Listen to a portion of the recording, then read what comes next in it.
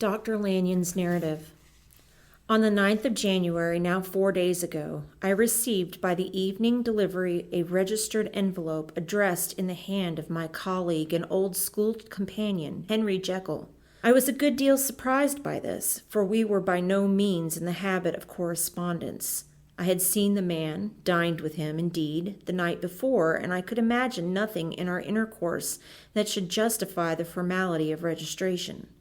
The contents increased my wonder, for this is how the letter ran. 10th December, 18. Dear Lanyon, you are one of my oldest friends, and although we may have differed at times on scientific questions, I cannot remember, at least on my side, any break in our affection. There was never a day when if you had said to me, Jekyll, my life, my honor, my reason depend upon you, I would not have sacrificed my left hand to help you. Lanyon, my life, my honor, my reason are all at your mercy. If you fail me tonight, I am lost. You might suppose after this preface that I am going to ask you for something dishonorable to grant. Judge for yourself. I want you to postpone all other engagements for tonight. Even if you were summoned to the bedside of an emperor, to take a cab, unless your carriage should be actually at the door, and with this letter in your hand for consultation, to drive straight to my house. Poole, my butler, has his orders. You will find him waiting your arrival with the locksmith. The door of my cabinet is then to be forced, and you are to go in alone, to open the glazed press, letter E, on the left hand, breaking the lock if it be shut, and to draw out with all its contents as they stand the fourth drawer from the top, or, which is the same thing, the third from the bottom, in my extreme distress of mind. I have a morbid fear of misdirecting you, but even if I am in error, you may know the right drawer by its contents, some powders, a file, and a paper book. This drawer I beg of you to carry back with you to Cavendish Square exactly as it stands. That is the first part of the service. Now for the second. You should be back if you set out at once on the receipt of this, long before midnight. But I will leave you at that amount of margin, not only in the fear of those obstacles that can neither be prevented nor foreseen, but because an hour when your servants are in bed is to be preferred for what will then remain to do. At midnight, then, I have to ask you to be alone in your consulting room, to admit with your own hand into the house a man who will present himself in my name and to place in his hands the drawer that you will have brought with you from my cabinet. Then you will have played your part and earned my gratitude completely. 5 minutes afterwards, if you insist upon an explanation, you will have understood that these arrangements are of capital importance, and that by the neglect of one of them, fantastic as they must appear, you might have charged your conscience with my death or the shipwreck of my reason. Confident as I am that you will not trifle with this appeal, my heart sinks and my hand trembles at the bare thought of such a possibility. Think of me at this hour, in a strange place, laboring under a business of distress that no fancy can exaggerate, and yet well aware that, if you will but punctually serve me, my troubles will roll away like a story that is told. Serve me, my dear Lanyon, and save. Your friend, H.J. P.S. I had already sealed this up when a fresh terror struck upon my soul. It is possible that the post office may fail me and this letter not come into your hands until tomorrow morning. In that case, dear Lanyon, do my errand when it shall be most convenient for you in the course of the day, and once more expect my messenger at midnight. It may then already be too late, and if that night passes without event, you will know that you have seen the last of Henry Jekyll. Upon the reading of this letter, I made sure my colleague was insane, but till that was proved beyond the possibility of doubt, I felt bound to do as he requested. The less I understood of this farrago, the less I was in a position to judge of its importance, and an appeal so worded could not be set aside without a grave responsibility. I rose accordingly from table, got into a hansom, and drove straight to Jekyll's house. The butler was awaiting my arrival. He had received by the same post as mine a registered letter of instruction and had sent at once for a locksmith and a carpenter.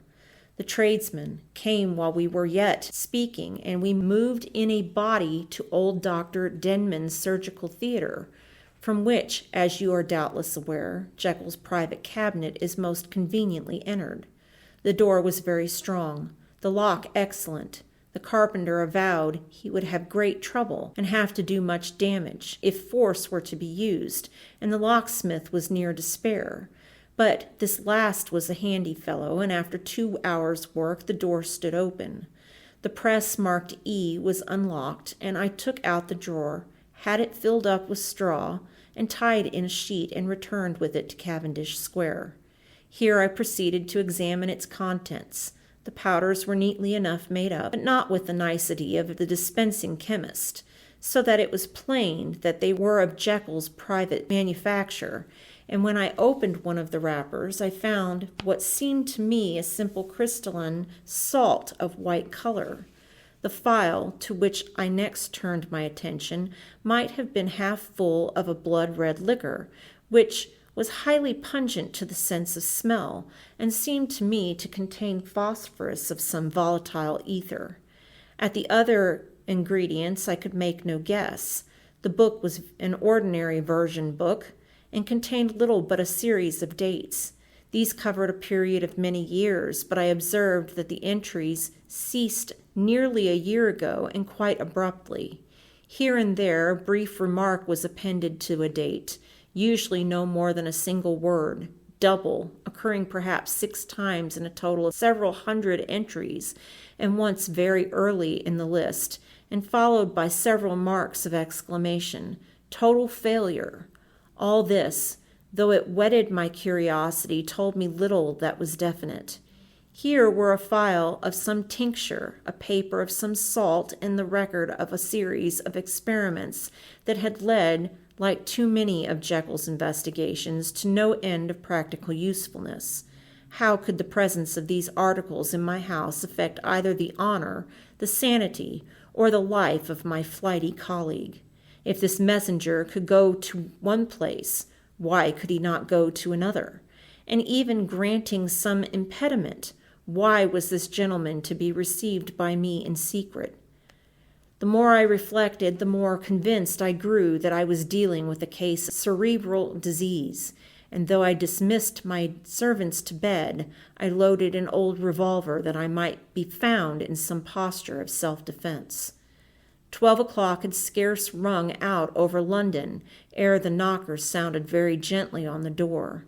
I went myself at the summons and found a small man crouching against the pillars of the portico. "Are you come from Dr. Jekyll?" I asked. He told me yes, by the constrained gesture, and when I had bidden him enter, he did not obey me without a searching backward glance into the darkness of the square. There was a policeman not far off, advancing with his bull's eye open, and at the sight I thought my visitor started and made a greater haste. These particulars struck me, I confess, disagreeably, and as I followed him into the bright light of the consulting room, I kept my hand ready on my weapon. Here at last I had a chance of clearly seeing him. I had never set eyes on him before, so much was certain. He was small, as I have said. I was struck besides with the shocking expression of his face, with his remarkable combination of great muscular activity and great apparent debility of constitution, and last but not least with the odd subjective disturbance caused by his neighborhood.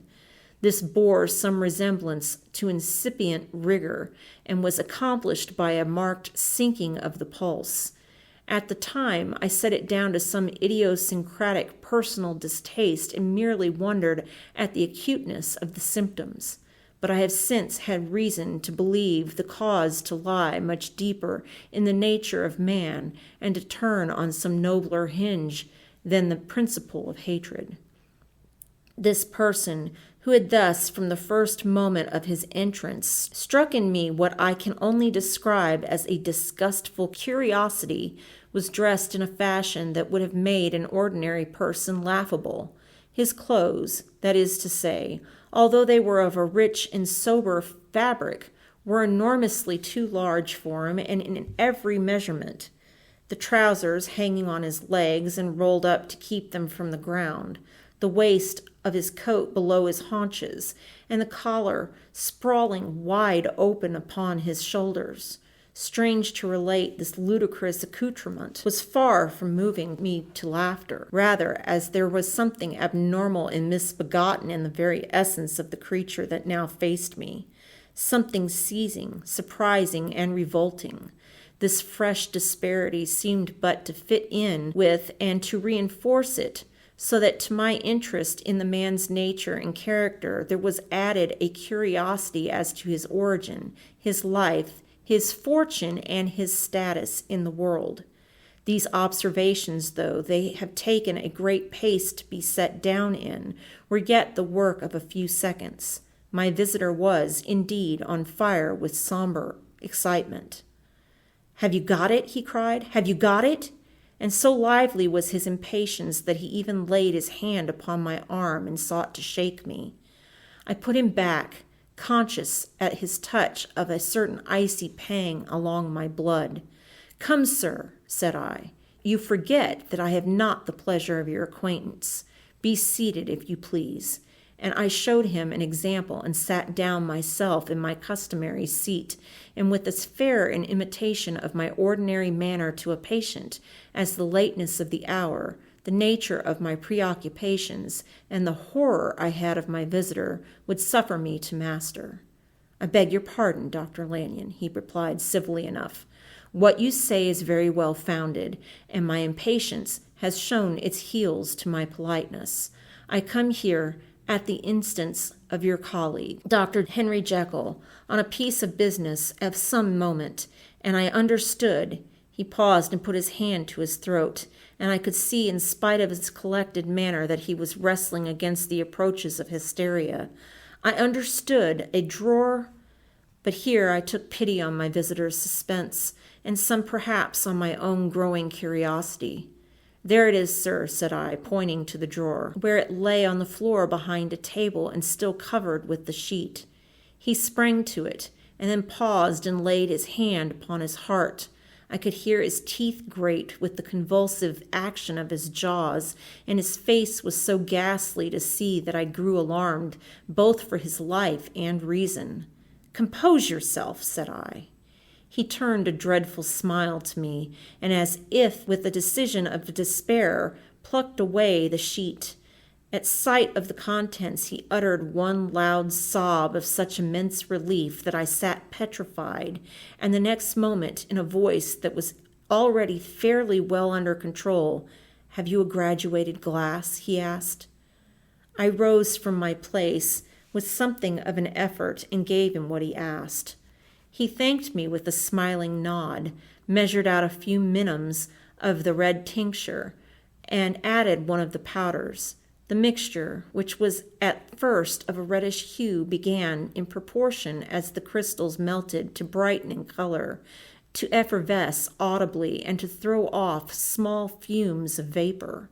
Suddenly, and at the same moment, the ebullition ceased, and the compound changed to a dark purple, which faded again more slowly to a watery green. My visitor, who had watched these metamorphoses with a keen eye, smiled, set down the glass upon the table, and then turned and looked upon me with an air of scrutiny. "And now," said he, "to settle what remains. Will you be wise? Will you be guided?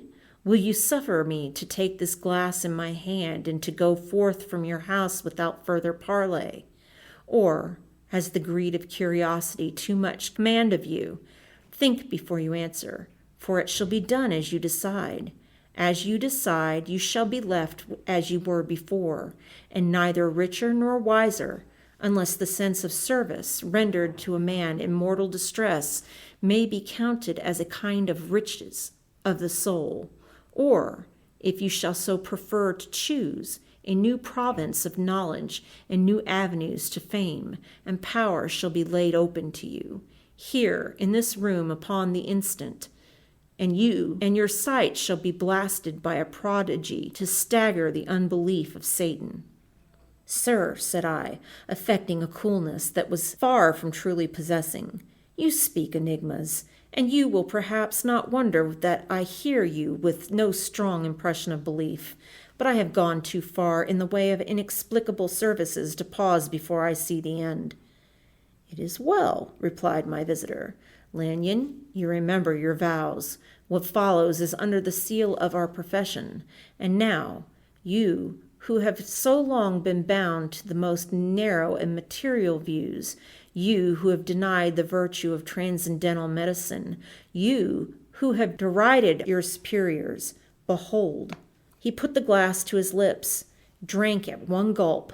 A cry followed. He reeled, staggered, clutched at the table and held on, staring with injected eyes, gasping with open mouth, and as I looked, there came, I thought, a change. He seemed to swell.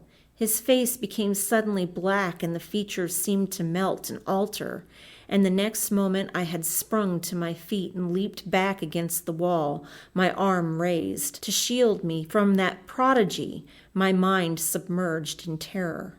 "Oh God!" I screamed, and "Oh God!" again and again, for there before my eyes, pale and shaken and half fainting and groping before him with his hands, like a man restored from death, there stood Henry Jekyll. What he told me in the next hour I cannot bring my mind to set on paper.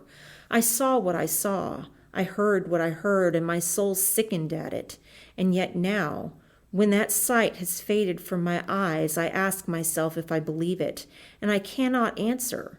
My life is shaken to its roots. Sleep has left me.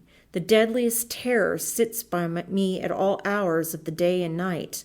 I feel that my days are numbered, and that I must die, and yet I shall die incredulous. As for the moral turpitude that man unveiled to me, even with tears of penitence, I cannot even in my memory dwell on it without a start of horror. I will say but one thing, Utterson, and that, if you can bring your mind to credit it, will be more than enough. The creature who crept into my house that night was on Jekyll's own confession, known by the name of Hyde, and hunted in every corner of the land as the murderer of Carew. Hasty Lanyon.